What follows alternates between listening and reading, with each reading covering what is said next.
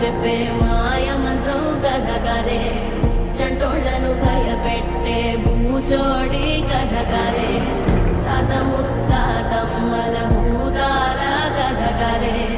విక్రమాదిత్యుడు చెప్పిన వేదాళుడి కథ కదే దీపము నుండి దెయ్యం వచ్చే అల్లావుద్దీన్ కథ కదే ఇది ముడత చర్మం ముసలి చెప్పే